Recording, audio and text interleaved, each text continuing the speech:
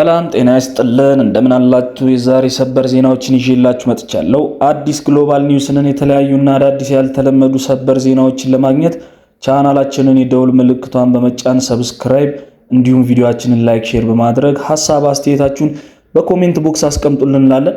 ወደ ዜናው ስናመራ የአሜሪካው ፕሬዝዳንት ዶናልድ ጄ ትራምፕ ለኢራን የሚሰጡትን ማስጠንቀቂያ ለቀናት ለዘብ ያደረጉት ሲሆን ዛሬ ግን ፈጽሞ ባልተለመደ መልኩ ራሳቸውን ጠመንጃ ይዘው የሚያሳይ በኤአይ የተሰራ ፎቶ በገጻቸው ፖስት አድርገው ከዚህ በኋላ ጥሩ ሰው የሚባል የለም፣ በኢራን ላይ ከባድ እርምጃ ወስዳለሁ ሲሉ ከባድ ዛቻ በኢራን ላይ ማሰማታቸውን እንደ አዲስ ጀምረዋል። የዛሬው ዛቻ ግን በአይነቱም ሆነ በተጠቀሙት ፎቶ ፈጽሞ የተለየ ነው። ጉዳዩን አስመልክቶ በሰፊው የምናየው ዘገባ ይኖራል። በሌላ በኩል ኢራን በታሪክ ውስጥ ታይቶ በማይታወቅ ሁኔታ የገንዘብ ምንዛሬዋ መውደቁ ተሰምቷል። ከዚህ ቀደም $1 በ1 ሚሊዮን የኢራን ገንዘብ ነበር የሚዘረዘረው። በዛሬው ዕለት የወጣው አስደንጋጭ የተባለው መረጃ እንደሚያሳየው የአንድ የአሜሪካ ዶላር በ1.8 ሚሊዮን የኢራን ገንዘብ ነው እየተዘረዘረ የሚገኘው። ይህም በታሪክ ውስጥ የዓለማችን ዝቅተኛው ገንዘብ ያደርገዋል። ይህም የኢራን ኢኮኖሚ ከፍተኛ ጫና ውስጥ መግባቱን ያመለክታል።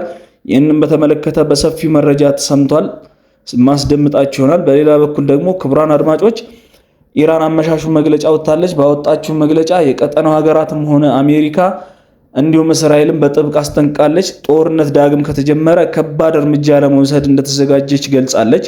በሌላ በኩል ደግሞ የየመኑ ሀውቲም አስቸኳይ መግለጫ አውጥቷል። በአስቸኳይ የሆርሙዝ ወሽመጥ ተከፍቶ የኢራን ላይ የተጣለው እገዳ ካልተነሳ በስተቀር የቀይ ባህርን በማተራመስ የባብ ኤል መንደብን ወሽመጥ ሙሉ ለሙሉ እንደሚዘጋው ገልጿል። ይህ ደግሞ ሌላ ከባድ የሆነ ውጥረትና ጭንቀት በዓለም ላይ ፈጥሯል። ይህንንም ጉዳይ በዝርዝር የምታዳምጡት መረጃ ይኖራል።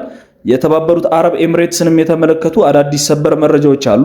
ወደ ዝርዝር መረጃው ስናመራ በቅድሚያ የአሜሪካው ፕሬዝዳንት ዶናልድ ጄ ትራምፕ በኢራን ላይ የሚያሰሙትን ዛቻ ለቀናት ጋባ አድርገውት የነበረ ሲሆን በዛሬው ዕለት ግን ጠንከር ባለና ባልተለመደ መልኩ ኢራንን ማስፈራራት ጀምረዋል።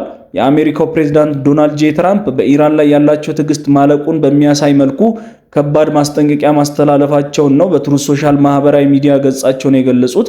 ፕሬዝዳንት ትራምፕ ከዚህ በፊት ባልተለመደ መልኩ በራሳቸው በሆነ ትሩዝ ሶሻል ማህበራዊ ትስስር ገጻቸው ላይ በኤአይ የተቀነባበረ ምስል እሳቸው ጠመንጃ ይዘው በእጃቸው የተነሱትን ፎቶና ከጀርባቸው ደግሞ የተለያዩ አካባቢዎች ሲፈነዱ የሚያሳይ ምስል አድርገው የፀሐይ መነጽርን አድርገው እንዲሁም የአሜሪካን ሰንደቅ ዓላማ ከኋላቸው አድርገው የሚያሳይ የተቀነባበረ ምስል በማጋራት ለኢራን ጠንካራ መልእክት ልኬያለሁ ብለዋል። በምስሉ ላይ በጉልህ እንዳሰፈሩት ከእንግዲህ ደግ ሰው መሆኑ ያብቅቷል፣ ኖ ሚስተር ናይስ ጋይስ የሚል ጽሑፍ ሰፍሮ አስነብበዋል። ፕሬዝዳንት ዶናልድ ጄ ትራምፕ አመሻሹን ባወጡት ከዚህ ጽሑፍ ላይ እንዳሉት ኢራን ሁኔታዋን ማስተካከል አልቻለችም፣ ከኒውክሌር ነፃ የሆነ ስምምነት እንዴት መፈረም እንዳለባትም አታውቅም። ስለዚህ በቅርቡ ብልህ ቢሆኑ ይሻላቸዋል። ትዕግስቴን አንጠፋጥፈው አልቀዋል። ፕሬዝዳንቱ ጠመንጃ እንደታጠቁ የሚያሳይ ምስልም አጋርተው ለቀዋል። የኢራንን አቋም አጥብቀው ሲተቹም ተደምጧል። የፕሬዝዳንት ዶናልድ ጄ ትራምፕ ዛቻ የተሰማው ለአሜሪካና እስራኤል እንዲሁም በኢራን መካከል የተከሰተውን ጦርነት ለማስቆም የተጀመረ የሰላም ድርድር ሙሉ በሙሉ እክል አጋጥሞት በቆመበት በአሁኑ ሰዓት ነው። የሰላም ድርድሩ መስተጓጎሉን ተከትሎ የሲኤንኤን የፖለቲካና የደህንነት ጉዳዮች ትንታኔ አቅራቢ የሆኑት ኒክ ሮበርትሰን ባቀረቡት ጥልቅ ትንታኔ የዓለም ሁሉ አይን ወደ ቴህራን ላይ ጥሎ የኢራን አመራሮች የሚወስዱትን ቀጣይ እርምጃን በጉጉት እየተጠባበቀ ይገኛል ብሏል። በፓኪስታን አደራዳሪዎች በኩል ፕሬዝዳንት ዶናልድ ጄ ትራምፕ ውድቅ ካደረጉት የመጀመሪያው የኢራን የሰላም ሐሳብ በመቀጠል ኢራን የተሻሻለ የሰላም ሐሳብ ታቀርባለች ተብሎ የተጠበቀ መሆኑን ተዘግቧል። ለድርድሩ ቅርበት አላቸው የሚባሉ ምንጮች ለሲኤንኤን ዜና ወኪል እንዳረጋገጡት የኢራን ምላሽ ዛሬ ወይም እስከፊታችን አርብ ባለው ጊዜ ውስጥም ሊላክ እንደሚችል አመልክቷል። ሆኖም ግን ይህ መዘግየት ከኢራን ጠቅላይ መሪ አያቶላ ሙጅተባ ኻሜኒ ጋር ለመገናኘትና ውሳኔ ለማሳለፍ የተፈጠረን ከባድ ችግርን ያመለክታል ሲሉ ግምታቸውን አስቀምጠዋል። በትንታኔው መሰረት የሁለቱም ወገኖች ትዕግስት በተለያየ መንገድ እየተፈተነ ይገኛል። እንዲሁ እንዳለ የፓኪስታኑ ጠቅላይ ሚኒስትር ሻህባዝ ሸሪፍ ከካቢኔያቸው ጋር ባደረጉት ንግግር በሳምንቱ መጨረሻ በኢስላማባድ የድርድር ቡድን የመሩት የኢራን ውጭ ጉዳይ ሚኒስትር ምላሽ እንደሚሰጡኝም አረጋግጠውልኛል ብለዋል። ምንም እንኳን የተወሰነ የጊዜ ገደብ አስቀምጠው የዋይት ሃውስ ትዕግስቱ እያለቀ መሆኑን ካሳወቀ በኋላ ወዲያውኑ ይህ ይፋዊ መግለጫ መውጣቱ የጉዳዩን አሳሳቢነት በግል አሳይቷል። ፕሬዝዳንት ዶናልድ ጄ ትራምፕ ኢራን በቅርቡ ብልህ ብትሆን ይሻላታል፣ አለዚያ ግን ዱላ እየቀረበ ነው ሲሉ ያስተላለፉት መልእክት በቅርቡ በኢራን ጉዳይ ከሚያስተላልፏቸው የተረጋጉ መልእክቶች እጅግ የሚቃረን ነው፣ የጦርነት መንፈስ ያለው መሆኑን ተንታኞች ይገልጻሉ። ከፕሬዝዳንቱ መግለጫ በመቀጠልም ነጩ ቤተ መንግስት ባወጣው መግለጫ ላይ የአሜሪካ ትዕግስት እያለቀ ነው፣ የኢራን ምላሽ በመጠባበቅ ላይ ነን ብለዋል። የአሜሪካው የውጭ ጉዳይ ሚኒስተር ማርኮ ሩቢዮ ከፍተኛ የኢራን ባለስልጣን እስካሁን በአደባባይ ካልታዩት ጠቅላይ መሪ ሙጅተባ አሊ ካሚኒ ጋር ቀጥታ የሆነ ግንኙነት መፍጠራቸው አጠራጣሪ ነው ሲሉ እስካሁን ስለ ሙጅተባ ካሚኒም አሜሪካ ያላት መረጃ የተጣራ እንዳልሆነ ገልጿል። ኢራን ውሳኔ ማሳለፏን ባዘገየች ቁጥር በርካታ ጥያቄዎች በኢራን አመራሮች ዙሪያ መነሳታቸው አልቀረም ያለው የሲኤንኤን ዘገባ ይህ ውሳኔ መዘግየት ጠቅላይ መሪው ሙጅተባ ካሚኒ በረጅም የሎጂስቲክስ ሰንሰለት መጨረሻ ላይ በሚስጥር መደበቂያ ቦታዎች ስለሚገኙና ወይስ ደግሞ የድርድሩን ጊዜ አራዝሞ አሜሪካን ለማዳከም የተደረገ ቀጭን መንገድ ነው የሚለው ጉዳይ በተንታኞች እስካሁን አሻሚ በሆነ ሁኔታ እንዲቆይ አድርጎታል። በተያያዘ ወታደራዊና ስትራቴጂካዊ ዜና የአሜሪካው ሊግ ስትሪት ጆርናል ከፍተኛ የአሜሪካ መንግስት ባለስልጣናትን ጠቅሶ እንደዘገበው ፕሬዝዳንት ትራምፕ ኢራን የኒውክሌር ፕሮግራሟን እንድትተው በማስገደድ ይህንን ሐሳብ የአሜሪካ ብሔራዊ ደህንነት ባለስልጣናት በኢራን ወደቦች ላይ እጅግ የተራዘመ የባህር ላይ እገዳ ለማድረግ ዝግጅት እንዲያደርጉ ቀጭን ትዕዛዝ በሚስጥር ማስተላለፋቸውን ጋዜጣውን አጋልጧል። ስማቸው እንዳይጠቀስ የፈለጉት ባለስልጣናት ለጆርናሉ እንዳረጋገጡት ከሆነ ትራምፕ ሰኞ ዕለት በዋይት ሃውስ በድብቅ ባደረጉት ስብሰባ ላይ የአየር ላይ የፈንጂ ድብደባን ዳግም በመጀመርም ሆነ ከግጭቱ ደግሞ ሙሉ በሙሉ በመውጣት እጅግ አደገኛ መሆኑን በሁለቱም በኩል አሳውቀዋል። በምትኩም የአሜሪካ ባህር ኃይል ኢራን የዋሽንግተን ፍላጎት በሙሉ እስክትቀበል ድረስ ሆርሙዝ ወሽመጥን ዘግቶ የኢራን ቁልፍ ነዳጅ ወደ ውጪ እንዳይጓዝ በማገድና መከልከል መመሪያ ሰጥቷል። ይህ የባህር ላይ እገዳና የጦርነት ድባብ በዓለም አቀፉ የኢኮኖሚ ነዳጅና ገበያ ላይ እጅግ ከባድ የሆነ ንዝረትን ፈጥሯል። የዓለም አቀፉ የነዳጅ ዋጋ ዳግም በዛሬው ዕለት ያሻቀበ ሲሆን በአሜሪካና በኢራን መካከል በሆርሙዝ የባህረ ሰላጤ ዙሪያ ያለውን ውጥረት ምንም የመረጋጋት ምልክት ባለማሳየቱ ምክንያት የብሬንት ድፍድፍ ነዳጅ ዋጋ ትላንትና ከነበረበት ከ$300 በላይ በማደግ አንድ በርሜል ከ11 የአሜሪካን ዶላር በላይ ተሽጧል። በተመሳሳይ የዌስት ቴክሳስ ኢንተርሚዲየትም ዋጋ ከ$103 በላይ አሻቅቧል። ይህ ዋጋ ንረት የተከሰተው ፕሬዝዳንት ዶናልድ ትራምፕ የኢራንን የነዳጅ ኤክስፐርት ለመገደብ የተራዘመ የባህር ላይ እገዳ እንዲደረግ ማዘዛቸውን የሚገልጹበት ዘገባዎች መውጣታቸውና የዲፕሎማሲ ጥረቶችን ምንም አይነት ተጨባጭ ውጤት አለማምጣታቸውን ተከትሎ ነው። የቲክሜል ማኔጂንግ ዳይሬክተር የሆኑት ጆሴፍ ዳህሪ እንዳስረዱት ከሆነ የነዳጅ ዋጋ መጨመር ገበያው አሁንም በመካከለኛው ምስራቅ ባለው የመስተጓጎል ስጋት እየተመራ መሆኑን ያሳያል ብሏል። ሮብ ዕለት የነዳጅ ዋጋውን ወደ ላይ ማምራቱ የአሜሪካ እገዳ በኢራን ወደቦች ላይ ለረጅም ጊዜ ይቀጥላል የሚለው ግምት በመካከለኛው ምስራቅ ቀጣይነት ያለው አቅርቦት መስተጓጎልን ይፈጥራል የሚለውን ስጋት በማጠናከሩ ነው። በዚህም በተነሳ ብዙ ገበያዎችና ውስንነት ስለሚኖርባት በዋጋው ላይ ያለውን ወደ ላይ የማደግ ጫና ይቀጥላል ሲሉም ዳህሪ አብራርተዋል። ይህ የነዳጅ ዋጋ መናር በሸማቾችና በንግድ ተቋማት እጅግ በጣም ከወዲሁ ያስፈራቸው ሲሆን አስቸኳዩ ስጋት የድፍድፍ ነዳጅ ዋጋ ብቻ ሳይሆን ቤንዚን፣ ናፍጣና የአውሮፕላን ነዳጅ ጭምር በመስተጓጎሉ ምክንያት ጫናው በፍጥነት ወደ ትራንስፖርት፣ የአየር ትኬት ክፍያዎች፣ የጭነት ማጓጓዣ ዋጋዎች እና የንግድ ተቋማት የሥራ ማስኬጃ ወጪዎች ላይ በከፍተኛ እየተንጸባረቀ ነው። የነዳጅ ዋጋው በዚህ መልኩ በከፍተኛ ደረጃ መቀጠሉ ደግሞ የማዕከላዊ ባንኮች የወለድ ምጣኔን ለመቀነስ እያመነቱበት ባለበት በዚህ ወቅትም የዋጋ ግሽፈቱን መቆጣጠር ይበልጥ አዳጋጅ እንዲሆንባቸው አድርጓል። የኃይል አቅርቦት ወጪ መጨመር በየደረጃው በኢኮኖሚ ውስጥ ሰርጎ በመግባት በመጀመሪያ በነዳጅና በሎጂስቲክ ከዚያም በምግብ በገቢዎችና በጉዞ ላይ ተጽዕኖ ማሳደሩ አይቀሬ ነው። የሆርሙዝ ባህረ ሰላጤ የዓለም አቀፍ የነዳጅ ተፈጥሮ ጋዝና የተጣሩ ምርቶች መተላለፊያ ቁልፍ መስመር በመሆኑ ማንኛውም የተራዘመ የባህር ላይ እንቅስቃሴ እገዳ ገዢዎችን ውስን በሆነ የነዳጅ ጭነትን ላይ ከፍተኛ ፉክክር እንዲያደርጉ ያስገድዳቸዋል። ነጋዴዎች የነዳጅ አምራቾችን ምን ያክል ማምረት ይችላሉ የሚለውን ብቻ ሳይሆን የባህረ ሰላጤው መናወጥ በቀጠለበት በዚህ ሁኔታ ምን ያህሉ በተጨባጭ ወደ ደንበኞቻቸው ሊጓጓዝ ይችላል የሚለውንም እያሰቡ ነው። ወደ ኢራን የውስጥ ጉዳይ ስናመራ ደግሞ ይህ ጦርነት የኢራን መሪዎችን የበላይነትና ጀግንነት እያሳየ ቢሆንም በዚህ በኩል ደግሞ የኢራንን ኢኮኖሚ ከምን ጊዜውም በላይ በከፍተኛ ሁኔታ እያሻቀበ ነው። የኢራን ብሔራዊ ገንዘብ ከአሜሪካ ዶላር ጋር ሲነጻጸር በታሪክ ውስጥ ታይቶ በማይታወቅ ደረጃ የዓለም ዝቅተኛው ገንዘብ ሆኖ መውረዱ ተነግሯል። አሁን ላይ በኢራን ውስጥ የ1 ዶላር ምንዛሬ ገበያ ወደ 1.8 ሚሊዮን የኢራን ሪያል የደረሰ ሲሆን የኢራን የዜና ወኪል የሆነው ይዝና የዜና ወኪል እንደዘገበው ከሆነ ባለፉት 2 ቀናት ውስጥ ብቻ የ1 ዶላር ዋጋ ከ23000 ቶማን በላይ ጭማሪ አሳይቷል። አንድ የኢራን ቶማን ከ10,000 የኢራን ሪያል ጋር እኩል ነው። ይህ ከፍተኛ የገንዘብ ዋጋ ማሽቆልቆል የተከሰተው ከአሜሪካና ከእስራኤል ጋር በተደረገው የተኩስ አቁም ስምምነት እጅግ አሳሳቢና ተሰባሪ በሆነበት እንዲሁም አሜሪካ በኢራን ወደቦች ላይ የጣለችውን የባህር ላይ እገዳ የነዳጅ እንቅስቃሴና በከፍተኛ ሁኔታ በገደበበት በአሁኑ ወቅት ነው። ጦርነቱን ከመቀስቀሱ በፊትም ቢሆን የኢራን ኢኮኖሚ እጅግ አሳሳቢ በሆነ ሁኔታ ውስጥ የነበረ ሲሆን በዋጋ ግሽፈቱ በተለይም በተለያዩ ማዕቀቦች ምክንያት የዜጎች የነፍስ ወከፍ ገቢ በ2012 ከነበረው 8,000 የአሜሪካ ዶላር በ2024 ወደ 5,000 የአሜሪካ ዶላር አሽቆልቁሏል። የተባበሩት መንግስታት ድርጅት የልማት ፕሮግራም ባወጣው መረጃ መሰረት የወደፊቱ ዕጣ ፈንታ ከዚህም የከፋ ሊሆን ይችላል። በግጭቱ ምክንያት ተጨማሪ እስከ 4.1 ሚሊዮን የሚደርሱ ኢራናውያን ዜጎች ወደ አስከፊ ድህነት አዘቅት ውስጥ ሊገቡ ይችላሉ ሲል ግምቱን አስቀምጧል።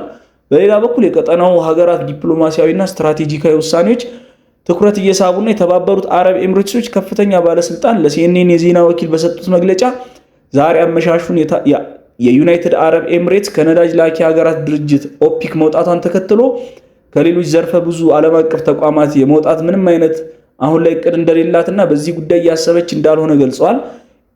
ኤምሬትሶች ኦፒክ ከወጣች በኋላም ይህች የቀጠናው ሀያል ሀገር የሆነችው ኤምሬት ከሌሎችም ቁልፍ ተቋማት ልትወጣ ትችላለች የሚል ሰፊ መላም በከፍተኛ ሁኔታ ተነስቷል። ይሁን እንጂ ባለስልጣኑ ስለዚህ ጉዳይ ተጠይቀው ሲመልሱ ሀገራችን ኤምሬት ያላት ሚናና አስተዋጽኦ አግባብነትና ጠቀሜታዋን እየገመገመች ትጓዛለች ብለዋል። ከኦፒክ መውጣት ውሳኔ ይፋ የተደረገው የባህረ ሰላጤ ትብብር ምክር ቤት ጄሲሲም በጅዳ ካካሄደው አስቸኳይ ስብሰባ ጋር በተገጣጠመበት ወቅት ነው። ባለስልጣኑ ይህ የጅዳው ስብሰባ በትክክለኛው አቅጣጫ የተወሰደ የመጀመሪያና ጥሩ እርምጃ ነበር ብለዋል። ከአስፈላጊው ነባራዊ ሁኔታ አንጻር አሁንም ገና ብዙ መስራት የሚገባቸው ስራዎች አሉ ሲሉ አሳስበዋል። የተባበሩት አረብ ኤምሬቶች የእስላማዊ ትብብር ድርጅት ኦአይሲ እና የአረብ ሊግ ኦፍ ኔሽን አረብ ስቴት አባል ከመሆኗን ባሻገር የአሜሪካ ቁልፍ አጋርና ከእስራኤል ጋርም እያደገ የመጣ ጠንካራ የሆነ ግንኙነት አለት ወደ ቀጠናው የጦርነት ስጋቶች ስናመራ ደግሞ በኢራንና በአጋሮች በኩል የሚሰነዘሩ ማስጠንቀቂያዎች ከፍ ብለዋል። የኢራን ብሔራዊ የጸጥታ ኮሚቴ ምክትል ኃላፊ የሆኑት አላዲን ቦሩ ጀርዲን በሰጡት መግለጫ የአሜሪካ ጦር በኢራን ወደቦች ላይ ጣለውን የባህር ላይ እገዳና የንግድ መርከቦችን ማገት ተከትሎ ኢራን አጸፋዊ እርምጃ በማንኛውም ሰዓት ከዛሬ ጀምሮ ልትወስድ ትችላለች ሲሉ አስጠንቅቀዋል። በመካከለኛው ምስራቅ ሌላኛው እጅግ ስትራቴጂካዊ የሆነው የቀይ ባህሩ የባብ ኤል መንደብ ወሽመጥም የባህር ላይ ያላቸውን ዛቻ በድጋሚ በማሰማት ኢራን ገና አዳዲስ በእጇ ያሉ ካርዶችን ገና ይፋ አላደረግንም ብለዋል። የቀይ ባህሩን የባብ ኤል መንደብን ጠቀሜታ ከሆርሙዝ ባህረ ሰላጤ በምንም የማይተናነስ ነው ሲሉ የተናገሩ ሲሆን አሜሪካ በዚህ እገዷ ከቀጠለች እኛም የቀይ ባህር ወሽመጥን እንቆልፍባታለን ብለዋል። ኢራን ከዚህ ቀደም በየመን የሚገኙ የሀውቲ ኃይሎች ጋር የንግድ መርከቦች እንዲያጠቁና የባህር መስመሩ እንዲዘጉ እንደምትጠይቅ አስቀድማ አሳውቃለች። ቡሮጃኒ አክለውም በመግለጫው የየመን አጋሮቻችን ሀውቲዎች መስመሩን ዘግተው በአሜሪካን በኢኮኖሚያና በዓለም ዙሪያ ባሉ ህገወጥ ጥቅሞቿ ላይ ሌላ ከባድ ምት ለማሳረፍ ተዘጋጅተው የኢራንን ትዕዛዝ ነው እየተጠባበቁ ያሉት በማለት የሀውቲዎችን ዝግጁነት አረጋግጠዋል። የኢራን ኃይሎች በሆርሙዝ ባህረ ሰላጤ ጥለዋል ያሉትን ክልከላ ጥሰዋል በሚል ክስ እስካሁን 2 የንግድ መርከቦችን በቁጥጥር ስር መዋላቸው ይታወሳል። የፕሬዝዳንት ዶናልድ ትራምፕ ትዕዛዞችን ማብቂያ የሌላቸው ዛቻዎች ሲሉ ያጣጣሉት የፓርላማ አባሉ ቦርጀርዲ ድርጊቱ የአሜሪካን ስም ከማግደፍና ኢራንን ጥንካሬ ለዓለም ከማሳየት ውጪ ጦርነቱ ለአሜሪካ ያተረፈላት ምንም ነገር የለም። ከዚህ በኋላም በአሜሪካ የምትቀሰቀሰው ጦርነትና ግጭት የኢራን ሀያልነት የአሜሪካን ደካማነት ከማጋለጥ ውጪ ምንም አይነት ትርፍ የለውም ብለዋል። አሁንም የበላይነቱን የያዝነው እኛ ነን ብለዋል። በእንግዲህ እንዳለ በየመን ሀውቲዎች ቁጥጥር ስር የምትገኘው የሰና የውጭ ጉዳይ ሚኒስትር ባወጣው ጠንካራ መግለጫ ፕሬዝዳንት ዶናልድ ጄ ትራምፕ አስተዳደር በፋርስ ባህረ ሰላጤ እያካሄደ ያለው የባህር መስመሩን የመዝጋት እርምጃ አጥብቀን እናወግዛለን ሲል መግለጫ አውጥቷል። ዛሬ አመሻሹን ሀውቲ ባወጣው ይፋዊ መግለጫ አክለውም ሰና ኢራን በሆርሙዝ የባህረ ሰላጤ የወሰደቻቸውን እርምጃዎች ሙሉ በሙሉ እንደምትደግፍ አሳውቋል። በሀውቲ የሚመራው የሰናው ውጭ ጉዳይ ሚኒስተር በዛሬው አመሻሽ መግለጫ አሜሪካና የእስራኤል አገዛዝ በኢራን ላይ የከፈቱት ጥቃት እንዲሁም አሜሪካን በኦማን ባህር የፈጸመችውን የባህር ላይ ውንብድና ዓለምን እጅግ ከፍተኛ ዋጋ ያስከፈለው መሆኑን አብራርተዋል። ይህ ቀውስ በአቅርቦት ሰንሰለቶችና በባህር ትራንስፖርት ላይ መስተጋጎሉን ከመፍጠርም በላይ የጭነት ማጓጓዣ ወጪዎችን በማናር ዓለም አቀፍ የነዳጅና የምግብ ዋጋ ንረት ምክንያት ሆኗል ሲል ኮንነዋል። ሚኒስትሩ አክለውም አሜሪካ በኦማን ባህር የፈጸመችውን የባህር ላይ ውንብድና በኢራን የንግድ መርከቦች ላይ የደረሰችውንም ጥቃትና የሰራተኞቻቸውንም እስራት ዓለም አቀፍ ሕግና የነፃ አሰሳ መብትን በግል የጣሰ ነው ሲሉ ከፍተኛ ትችትን ተችተዋል። በተጨማሪ መግለጫው ኢራን የሆርሙዝ ባህረ ሰላጤ ላይ የወሰደቻቸውን የቁጥጥር እርምጃዎች ሙሉ በሙሉ ህጋዊ ናቸው ሲልም ገልጿል። ለዚህ ሀገራት የራሳቸውን ደህንነት ለመጠበቅ ያላቸውን ራስን የመከላከል መብትና ለጸጥታ ስጋቶች ምላሽ ለመስጠት በግዛታቸው ውሃዎቻቸው ውስጥም የባህር ጉዞን የመገደብ ስልጣን እንዳላቸው በመጥቀስ አብራርተዋል።